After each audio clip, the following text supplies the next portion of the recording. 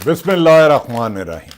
अस्सलाम वालेकुम नाज़रीन, मैं हूं आमशरी आरिफ हमीद भट्टी। आज के व्लॉग में आपको बताएंगे कि अमेरिका ने वही काम कर दिया जिसका ख़तरा था।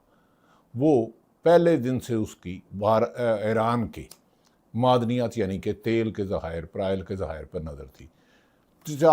3 दिन से अमेरिका शदीद बमबारी कर रहा है, ईरान पर शदीद बमबारी कर रहा है। और डोनाल्ड ट्रंप ने कहा है कि अबनाए हुर्मुज़ से गुजरने वाले हर जहाज़ से वो 20% कमीशन या जगह या टूल टैक्स लेगा। नाज़रीन, इस पर पूरी दुनिया ने कहा यह कोई तरीका नहीं है। दूसरी तरफ डोनाल्ड ट्रंप ने कहा है कि आज रात वो सबसे बड़ा हमला करेंगे। पहले ही 3500-3600 से ज़्यादा शहादतें हो चुकी और ईरान ने कहा है कि उन्होंने वापसी जवाबी हमले जहाँ जहाँ जो एयर बेस इस्तेमाल हुई अमेरिका के लिए, उन्होंने जवाबी हमले किए हैं। दूसरी तरफ कुछ लोग कह रहे हैं कि दूसरी तरफ अमेरिका ने खुद मशरक़ वस्ता में अबू धाबी और दुबई में अपना कौंसल खाना और सफारतखाना बंद कर दिया है। दूसरी तरफ कुछ लोग कह रहे हैं कि सुहेल वड़ैच जो सीनियर जनरल है, उन्होंने कहा था कि जुलाई से इस मुल्क हुक्मरानों का जवाल शुरू हो जाएगा। इसका निज़ाम अब ये चलता हुआ नज़र नहीं आता। इकानमी तौर पर नाकामी और हुकूमत की नाकस कारकर्दगी की वजह से इस हुकूमत से जान छुड़ाना बेहतर होगा। इस मौके पर जनरल नईम लोदी ने भी कहा है कि अवाम सख्त मुश्किलात का शिकार है, अब इस हुकूमत से बचना होगा। दूसरी तरफ अमेरिका में सफ़ीर पाकिस्तानी की रहने वाली मलीहा लोदी, डॉक्टर मलीहा लोदी, उन्होंने हामिद मीर के प्रोग्राम कैपिटल में कहा कि भारत अपनी महरीन पर एटमी तनसीबात नस्ब कर रहा है जिसको को पाकिस्तान फ़ौज उसके लिए तैयार है। नाज़रीन, दूसरी तरफ गुज़श्ता रोज़ इमरान खान की बहनें नौरीन खानम और उज़मा खानम गए अडयाला जेल के बाहर अदालत के हुक्म पर, लेकिन उन्हें नहीं मिलने दी। गुज़श्ता रोज़ अलीमा खान नहीं थी, पहले कहते थे अलीमा खान बयान न देती हैं, हालांकि वो बड़ी स्ट्रेट फारवर्ड खातून है। जो उनका भाई इमरान खान कहता था वही कहती थी, अपने पास से नहीं देती, क्योंकि वो चित्राल गई हुई है। चित्राल में KPK में स्ट्रीट मूवमेंट चला रही है। दूसरी तरफ ये बात अब कंवर दिलशाद जो आजकल ताकतवर हलकों के बड़े करीब हैं, साबिक election general secretary general election commission है, वो कहते हैं कि मौजूदा हालात में सारी जिम्मेदारी इस्टेब्लिशमेंट पर डाल रही है, ये निज़ाम नहीं चलेगा। दूसरी तरफ मौलाना फजलुर रहमान के एक बयान पर जिन्होंने कहा था, उन्हें ये शायद नहीं पता कि पैसों के लिए कोई शहीद नहीं होता। शहीद की जो मौत है वो कौम की हयात है। हमारे गाजी, हमारे शहीद हमारे माथे का झूमर है और हमारे लिए काबिल इज़्ज़त थे, काबिल इज़्ज़त है, ताहयात रहेंगे। हरगिज़ मेरा ख्याल है मौलाना साहब ने बहुत ज़्यादा बात कर दी। हाँ, उन्हें ये कहना चाहिए था तमाम को अपने हलफ की वफादारी करनी चाहिए।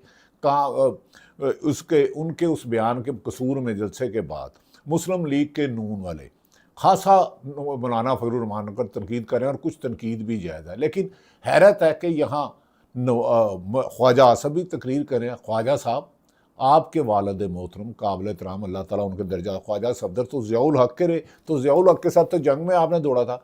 आपने कहा कि जो मैंने चंद साल पहले की उस तरह नहीं, आपने कहा 65 की जंग हारे, 71 की जंग हारे, आपने कहा सियाचिन हारे, आपने मेरे अदारों को टारगेट किया। देखें, एक आधा आदमी गलती करता है, आप उससे के क्या आप ये भूल गए हैं जब नवाज शरीफ की हुकूमत गई थी तो गए थे तो गुजरांवाले में आपकी मौजूदा वज़ीर आला पंजाब ने और नवाज शरीफ ने क्या नारे लगाए थे? खुदा के लिए अदारों को भी चाहिए कि अपने हलफ के तहत काम करें और सियासतदानों को भी चाहिए कि बिला वजह ना दे दे। सहाफ़ियों से भी ज़्यादतियाँ हो रही हैं, जजों से भी हो रही हैं, वकला से भी हो रही है, सियासतदानों से भी हो रही हैं, सरकारी अफसरान से भी हो रही हैं।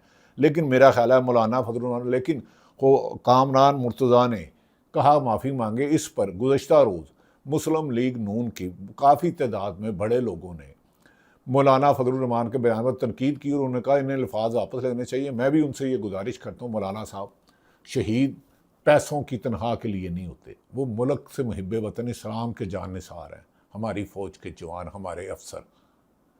हाँ, अगर कोई इख्तियार से तजावज़ करता है तो उन पर तनकीद करे। हाँ, किसी को लश्कर कशी नहीं करनी चाहिए।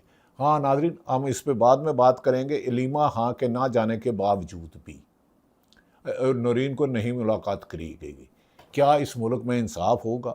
अब दूसरी तरफ अमेरिका और ईरान में नाज़रीन दरमियान अब इस वक्त अबनाए खुर्रम पर शदीद जंग, ख़तरनाक जंग छिड़ चुकी है। अमेरिका ने ईरान पर शदीद हमले जारी रखे हुए हैं। अमेरिकन अफवाज ने यहाँ तक खुद कहा है कि हम ईरान को सफ़ा हस्ती से मिटा देंगे, और ऐसे ऐसे जो नईम खालिद लोधी, जनरल नईम खालिद लोधी, उन्होंने कहा कि ईरान के पास भी बहुत लेटेस्ट हथियार हैं, वो भी इस्तेमाल कर सकते हैं, और अमेरिका कर रहा है।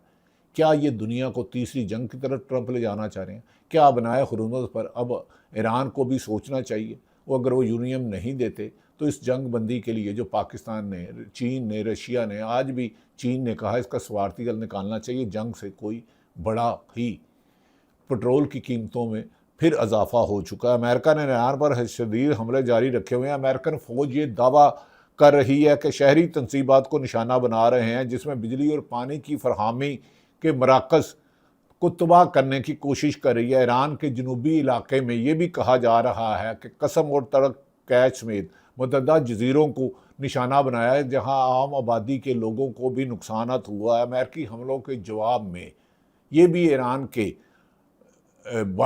स्पीकर वाकर कालीबाफ ने दावा किया है कि ईरान ने ताज़ा तरीन कार्रवाइयों में कुवैत और उर्दन में अमेरिकी सेंटरों को निशाना बनाया है, और वो अनकरीब बड़े हमले करेगा। फाइनेंशियल टाइम्स ने, अमेरिकन जो अखबार है, उन्होंने अपनी एक रिपोर्ट में इंकशाफ किया है कि ईरान ने अमेरिकी वफाज की लोकेशन को ट्रेस करने के लिए खलीजी ममालिक के मोबाइल निज़ाम को हैक किया। खलीजी ममालिक में मोबाइल को हैक किया है। इस इंकशाफ के बाद अमेरिकी हुकाम के नींदें खराब हो गई हैं, उनका जीना एक अजीब सा खौफ उन पर तारी हो गया है। दुनिया की जदीद असला उनके पास है, F-35, F-16 और पता नहीं क्या क्या हथियारें हैं। मोबाइल डाटा लीक होने के खौफ के बाद अमेरिकी फ़ौज के इंटेलिजेंस अमेरिकी अफवाज को खलीजी ममालिक में महफूज पनाहगाहों में छुपना पड़ रहा है, और ईरान की जानिब से ताबड़तोड़ हमलों में ट्रंप के आए रोज़ अपने ही बयानात पढ़ते जा रहे हैं। अमेरिकी सदर ने अपना बनाए हुर्मुज़ गुजरने वाले जहाज़ों से जो 20% फ़ीस वसूल करने का ऐलान किया है, ईरान के बैरिया ने इस बयान के बाद अपनाए हुर्मुज़ से गुजरने वाले 2 जहाज़ों को निशाना बनाया है। इसके बाद ट्रंप को खलीजी ममालिक से बात करना पड़ी, और फिर ट्रंप ने 20% फ़ीस वसूल करने का ऐलान वापस ले लिया। अब ये कोई पता नहीं, कल फिर कह दे डोनाल्ड ट्रंप अमेरिकन प्रेसिडेंट कि मैं 40% लूँगा। इसके बयानात वापस लेने और बयानात में तजादात सैकड़ों हैं। दरअसल ट्रंप को भी मालूम है कि ईरान की मर्जी के बगैर बनाए हुर्मुज़ से कोई जहाज़ नहीं गुजर सकता। ट्रंप की इसी हट धर्मी की वजह से बायस दुनिया में तेल की कीमत में ज़्यादा हो गया, और सप्लाई में सख्त मुश्किलात का सामना है। खाम तेल की कीमत इस एक दफ़ा फिर 86 से 87 फी बैरल डॉलर पर पहुंच चुकी हैं। ईरान के मामला डोनाल्ड ट्रंप के लिए डरावना ख्वाब बनता जा रहा है। गुज़श्ता रोज़ ईरान के पार्लियामेंट में इंतकाम के सुर्ख परचम को, इंतकाम के नारे बुलंद हुए हैं। सुर्ख परचम के साथ सुर्ख नारे बुलंद हुए हैं। ईरान के सुप्रीम लीडर का कहना है कि मुजरम पर सुकून मौत से कब्र में नहीं जाएंगे। बहरहाल ये बुलंद दावे हैं। लेकिन दूसरी तरफ नाज़रीन, पाकिस्तान के निज़ाम पर तब्दीली से एलवड़ैच ने लिखा था जुलाई में, बाज़ गैर जानिबदार हल्के कह रहे हैं कि मौजूदा हुकूमत अपने ही वजन से गिरने वाली है। इनकी नाहली नलायकी की मिसालें नहीं मिलती। गर्दिशी कर्ज़ों में बेपनाह इजाफा, और इंटरनेशनल इन्वेस्टर, मल्टीनेशनल कंपनियां तमाम की तमाम पाकिस्तान से जा चुकी हैं। गुर्बत की इंतका को है।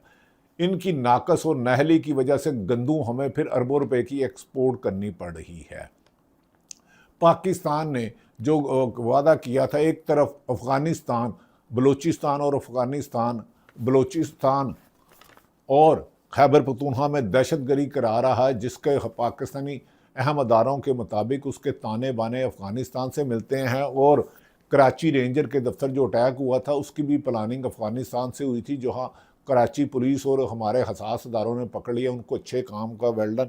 लेकिन पाकिस्तान का एक भी लहू नहीं जाएगा, तो एक कतरा भी खून का नहीं बहेगा। अगर भारत ने पाकिस्तान पर जंग मुसल्लत करने की कोशिश की तो 8-10 मई 2000 25 ज़्यादा दूर नहीं है और उसके ज़्यादा जज्बे से शिद्दत से जवाब देंगे। और पाकिस्तान एक न्यूक्लियर अल्हम्दुलिल्लाह पावर है और पाकिस्तान में सियासी इख्तलाफत 10 लोगों को हो सकते हैं, लेकिन जहाँ पाकिस्तान की आएगी बारी तो सबसे पहले पाकिस्तान होगा। अल्हम्दुलिल्लाह एक ही फ़ख्र है, एक मुसलमान है और दूसरे पाकिस्तान है। नाज़रीन, दूसरी तरफ जुलाई में कहा जा रहा है हुकूमत का जवाल शुरू हो गया और अब निगरान हुकूमत के लिए, केयर टेकर कौमी हुकूमत के लिए बातें चल रही हैं, जिसकी वजह से बाज़ हुकूमती लोग भी सख्त परेशान हैं। इसीलिए 2-3 दिन से खबरें चल रही हैं कि वुज़रा को बाद को पुरानों को निकाला जाएगा और कुछ को नयों को लाया जाएगा। ये पुरानी बोतल में नई शराब डालने से, पुरानी शराब नई बोतल में डालने से, या पुरानी शराब नई बोतल में या नई बोतल पुरानी शराब में रखने से कुछ नहीं होगा।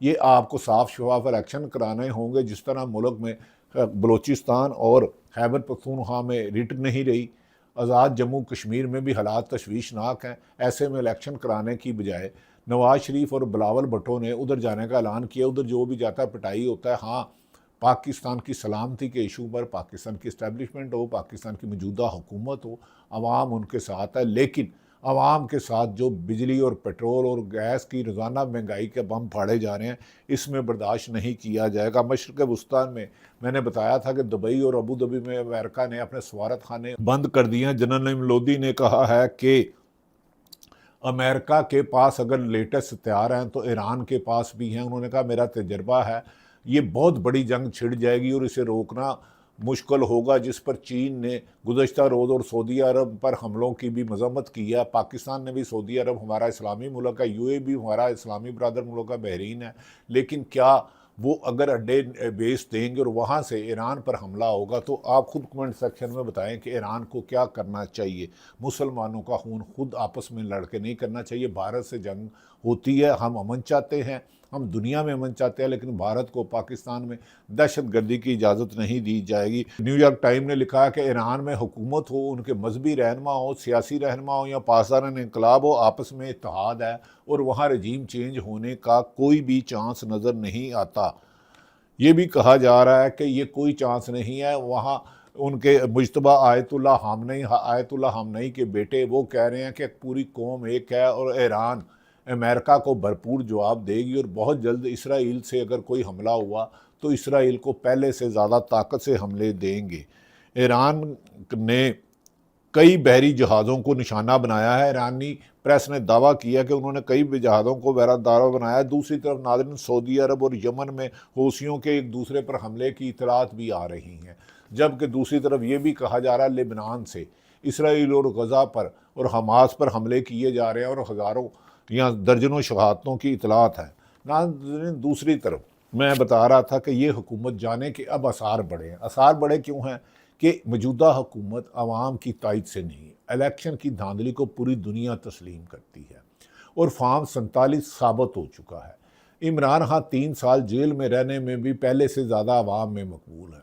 मौजूदा ताकतवर हलकों ने ये सोचा है कि अगर इनकी नाअहली नलायकी का बोझ हम क्यों उठाए। ये भी पैगाम दिया गया है कि हमने 28वीं तरमीम भी लानी है, सूबे भी लाने हैं। दूसरी तरफ नाज़रीन, बाज़ लोग ये कह रहे हैं कि अब हर आने वाला वक्त गुज़रे वक्त से ज़्यादा मौजूदा हुक्मरानों पर भारी आएगा, इसीलिए ये अपना माल समेट कर बैरून मुल्क भागने की तैयारी कर रहे हैं। नाज़रीन, मौलाना फजलुर रहमान की जो कसूर में तकरीर थी उस पर हुकूमत के वज़रा ने मौलाना फजलुर रहमान पर खूब तनकीद की, यहाँ तक कि ख्वाजा आसफ़ ने भी कहा।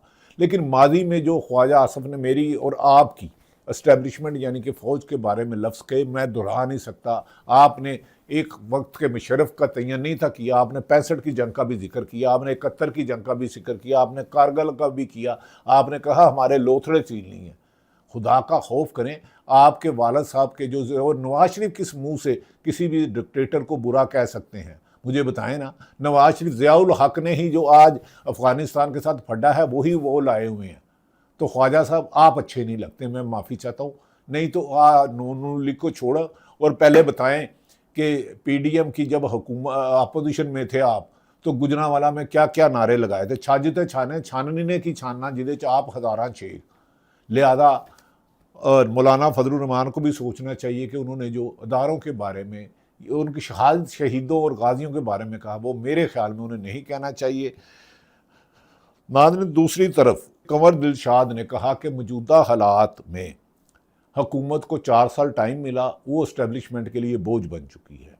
ना इनसे इकानमी सेट हुई, ना सियासी इस्तेकाम आया, ना माशी सूरत हाल आया, ना अदालतें मजबूत हुई, ना अदारे मजबूत हुए, बल्कि ये एक ऐसा बोझ हो गया जिसे गिराया जाएगा। कामरान मुर्तज़ा जो सेनेटर है, सुप्रीम कोर्ट बार के साबिक प्रेसिडेंट भी है, जब उन्होंने किसी ने मीडिया ने उनसे पूछा कि क्या मौलाना फजलुर रहमान माफ़ी मांगे, तो उन्होंने कहा माफ़ी वो मांगे जो कहता है कि लश्कर कशी करो। नहीं, कामरान मुर्तज़ा साहब आप काबिल एहतराम है, माफ़ी मांगना ना। मैं तो मौलाना फजलुर रहमान साहब, हमारी जो फ़ौज में गाजी हैं जो शहीद होते हैं, 2 लाख 5 लाख के लिए कोई शहीद नहीं होता, वो मुल्क की खातिर होते हैं। मुल्क का जानो माल कुर्बान है फ़ौज पर। हाँ, जो अदारे अपने अफसरान खलफ की खिलाफ वर्जी करते हैं कि सियासत में हिस्सा नहीं लूँगा, ब्यूरोक्रेसी हो, पुलिस हो, या सहाफ़ी गलत बयानी करता है, या सियासतदान गलत बयानी करता है, या कोई सरकारी किसी भी अदारे से अफसर है वो गलत बयानी करता है, इख्तियारात का नजायज़ इस्तेमाल करता है, ताकत का गलत इस्तेमाल करता है, वो कोई भी मुहिब वतन नहीं है। ऐसे लोगों को अपनी इस्लाह करना होगी और पाकिस्तान के मफाद में काम करना होगा। सहाफ़ियों को अपने दायरा इख्तियार में रह के काम करना होगा, सियासतदानों को अपने दायरा इख्तियार में रहना होगा। इमरान खान का यही कसूर है ना कि उसने कहा था चीफ एग्जेक्टिव मुल्क का वज़ीर आज़म होता है और वही फैसला करेगा। काश मौजूदा वज़ीर आज़म को ये भी अंदाज़ा हो कि चीफ एग्जेक्टिव वज़ीर आज़म होते हैं, अगर उनके फैसले कोई और करें, और अब अगर फ़याज़ुल हसन चौहान जैसे या खुदा ना खास्ता ओन चौधरी साहब जैसे बंदों को टीवी पे ला के कराना पड़े, तो नहीं, 25 करोड़ अवाम हमारी इस्टेब्लिशमेंट के साथ है। ये ओन चौधरी या फ़याज़ुल हसन चौहान कल क्या कहते थे ये सुनो। खुदा के लिए होश के नाहुन लो, मुल्क से प्यार करो, मुल्क के अदारों से प्यार करो। ज़ालम और तकब्बर का इबरतनाक अंजाम है। झूठ बोले कवा काटे, काले कवे से डरियो। पाकिस्तान जिंदाबाद।